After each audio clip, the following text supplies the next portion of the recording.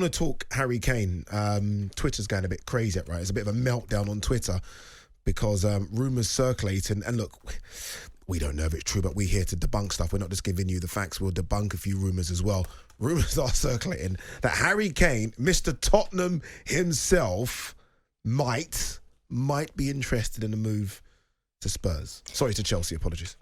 It just can't be true. It can't be true. It can't be true. I mean, I love the idea of it being true. Don't get me wrong. I mean, for so many reasons, I'd love it. Not only because I think Harry Kane is a wonderful football player. I genuinely really like Harry Kane. I think he's exceptional at what he does. I think he's one of the best to have ever done it.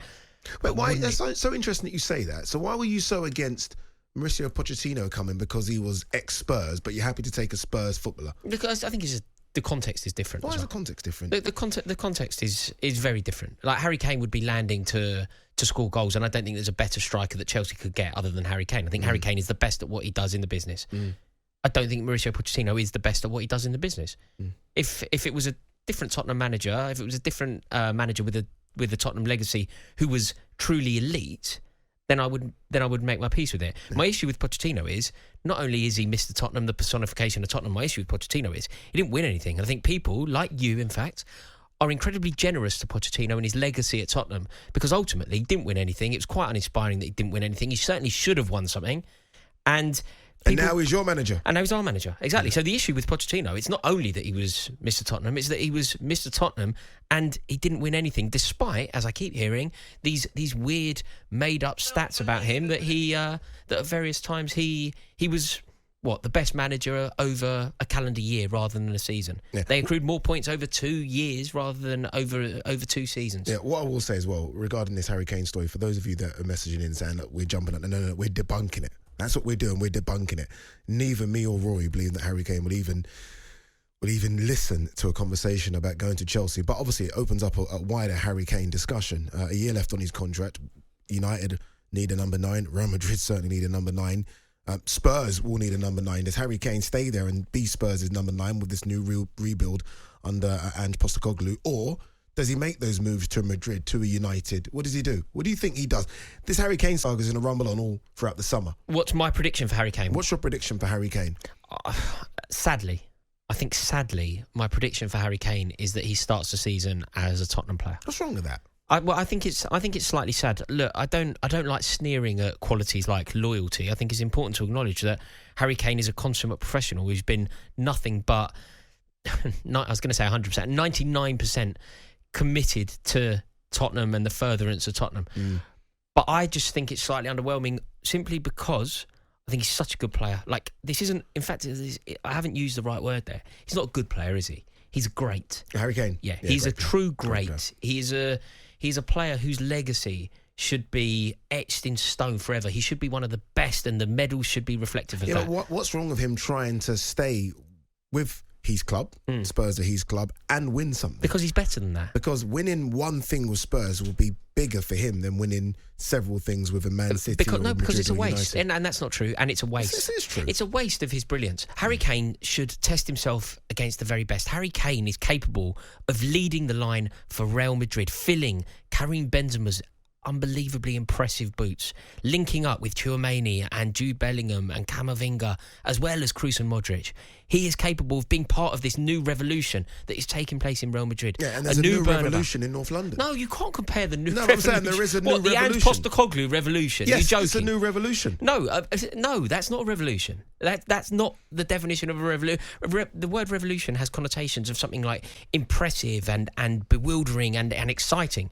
Postecoglou going to Tottenham is not that. Tottenham fans cannot be that excited about Postecoglou. They can't be, because the club weren't particularly excited about him because he wasn't their first choice. I think there should be something said about a player wanting to stay with the club that gave him the opportunity. Loyalty is important. Think there should be a thing. Loyalty is important, but this isn't a normal conversation. You're sneering at his loyalty. No, this isn't a normal conversation. At his loyalty. No, Addy, I'm if not. he were to win, and look, they've got to finals before, and yes, I admit they've not won them. We all know that. But if he were to win an FA Cup or a League Cup with Spurs, I think he'll cherish that more than winning something big with Real Madrid. Harry Kane could go down as one of the best English strikers to have ever existed. He will go down, regardless of the trophy cabinet. He will go down as one of the best English strikers to ever exist. I think history... He's going to break Alan Shearer's record. He's obviously England's top goal scorer.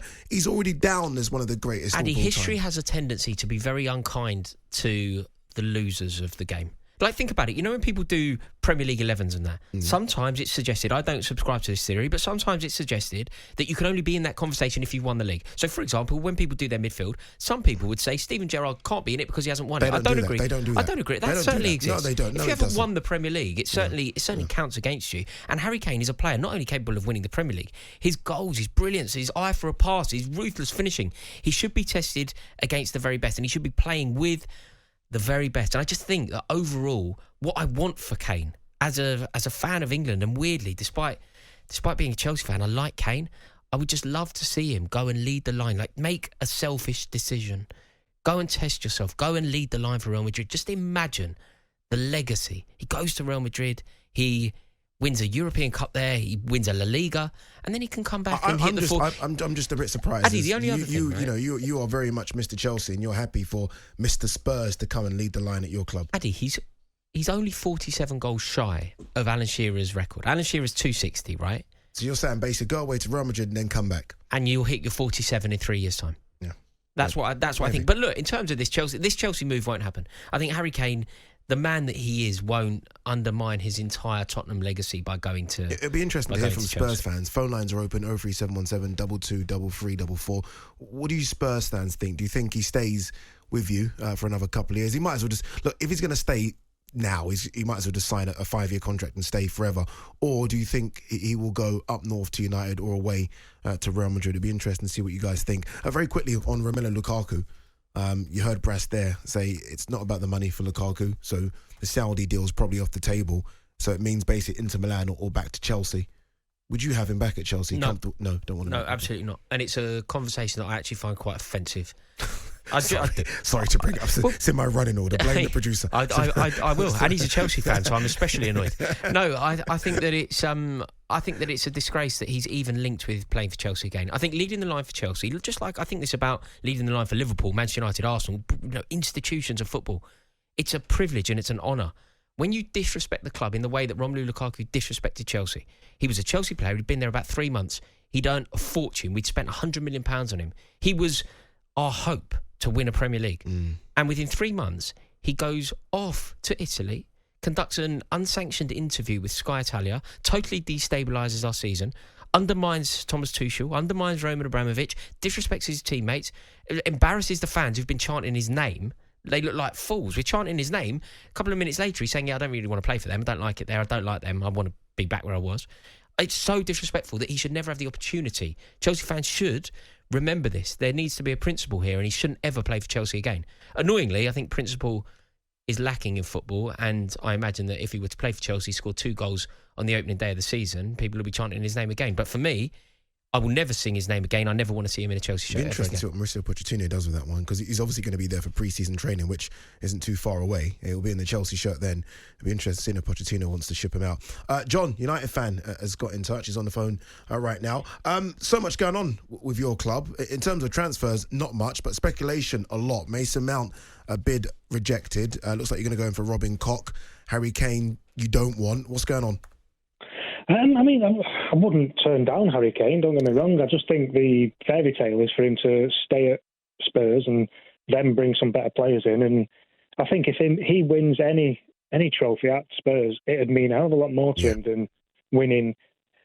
I mean, I was just listening to you, and I would have said any team abroad, but listening to Rory mentioning leading the line for Real Madrid, I think Real Madrid would probably be one of the only, maybe Real or Barca, because they're so huge, whereas even though BeIN are still one of the biggest clubs in the world, I don't think it'd mean anything to him. I think Real Madrid have got all the glitters and banners and everything, so it would be more. But I think him staying at Spurs and winning even just like an FA or a Carabao Cup would mean so much to him. Yeah. And he'd look back at that with more, with a better vibe than winning anything, lots elsewhere. I mean, I'd love to have him at United. He's a brilliant goal scorer. But yeah, that's my point on Kane. I do have a point I want to take up with Rory on someone else. Go ahead. Floor is yours. It's Jadon Sancho.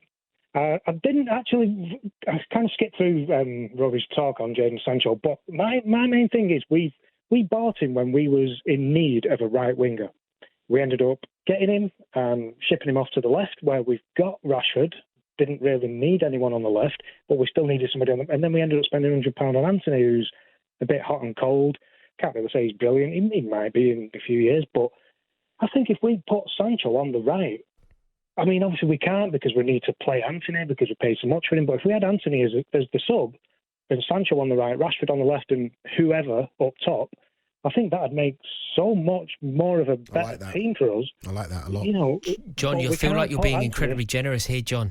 Look, I've enjoyed your call. I think there's a lot of good points that you've made, but I also think that you've been incredibly generous to Jadon Sancho here. Manchester United have done everything. He's not played very good. He's not played very well, and I understand that. Even when we have played him on the right a couple of times, he's not looked brilliant. But get him there, getting a bit of a partnership with the right back, and, you know, get players used to him being on the right and him being used to where other players will be when he's on the right. And I really think it'd work. Give him some time there. But I do agree, even when he's been played there, he's not looked great. And when we played him on the left a lot, he's not looked great. But we bought him as a right winger and we've not played him as a right winger. So I think there's some truth in that, but I do think that Jadon Sancho has been given an awful lot of opportunities. I think Erik Ten Hag has bent over backwards to accommodate him, to make him feel welcome. He gave him time off. Like that, during a season, he gave him time off. What more can he possibly do? Then, do you know where the line in the sand came for me, John? FA Cup final. FA Cup final. You're playing an FA Cup final against Manchester City to preserve your treble legacy. He was completely insignificant. Suddenly you bring Garnacho. Garnacho did more. He showed more hunger, more spirit, more flair, more everything. Do you know there was a moment in that game in the 91st minute that I think was just the seminal moment for me with regard to Sancho and Garnacho. The 91st minute, the cup is slipping away from you. That Manchester City, your nearest rival, are about to do a double. The treble is on.